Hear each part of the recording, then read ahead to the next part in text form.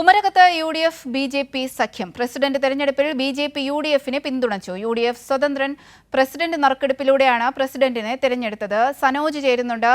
സനോജ്, നമ്മൾ ഈ തെരഞ്ഞെടുപ്പിലെല്ലാം കണ്ടതാണ് UDF BJPയുടെ അന്തർധാര. ഇപ്പോൾ കുമരകത്തും അത് വ്യക്തമായി തെളിഞ്ഞിരിക്കുകയാണ്. പ്രസിഡന്റ് തെരഞ്ഞെടുപ്പിൽ എന്താണ് അവിടെ നിന്നുള്ള കൂടുതൽ വിശദാംശങ്ങൾ? UDFിൽ ഒരുപക്ഷെ സംസ്ഥാന രാഷ്ട്രീയത്തിൽ തന്നെ വലിയ ചർച്ചയ്ക്ക് വഴിയൊരുക്കുന്ന ഒരു സുപ്രധാനമായ കൂട്ടുകെട്ടാണ് UDF BJP സഖ്യത്തിലൂടെ കുമരകത്തുണ്ടായിരിക്കുന്നത് എന്നതാണ് ഏറ്റവും പ്രധാനപ്പെട്ട കാര്യം.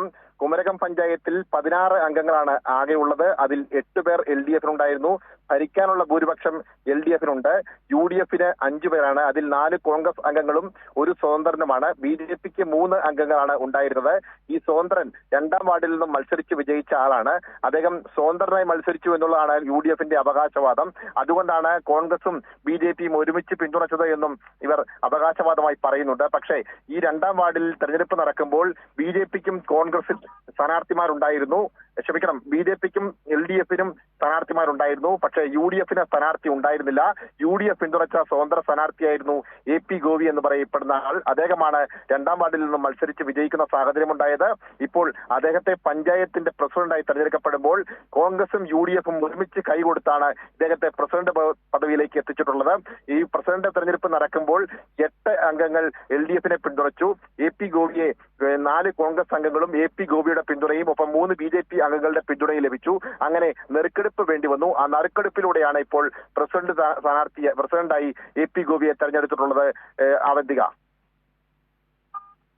അതായത് നമ്മൾ ഈ തെരഞ്ഞെടുപ്പിലെല്ലാം കണ്ടതാണ് UDF BJPയുടെ ഒരു രഹസ്യ ബന്ധം. അത് ഈ കുമരകത്തെ തെരഞ്ഞെടുപ്പിലൂടെ ഇപ്പോൾ അത് പരസ്യമായി പുറത്തേക്ക് വന്നിരിക്കുകയാണ്.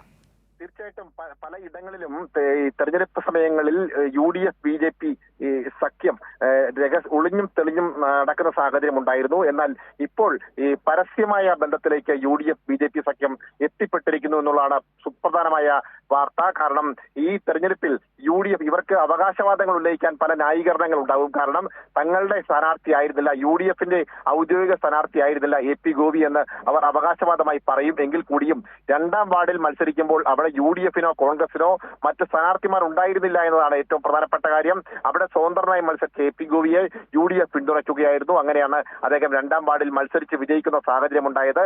അവിടെ CPMന് LDFിന് സ്ഥാനാർത്ഥി ഉണ്ടായിരുന്നു, BJPക്ക് സ്ഥാനാർത്ഥി ഉണ്ടായിരുന്നു. പക്ഷേ AP ഗോപി അവിടെ സ്വതന്ത്രനായി മത്സരിച്ച് വിജയിച്ചു. UDF പിന്തുണയുള്ള സ്വതന്ത്രനായി മത്സരിച്ച് വിജയിക്കുന്ന സാഹചര്യം ഉണ്ടായി.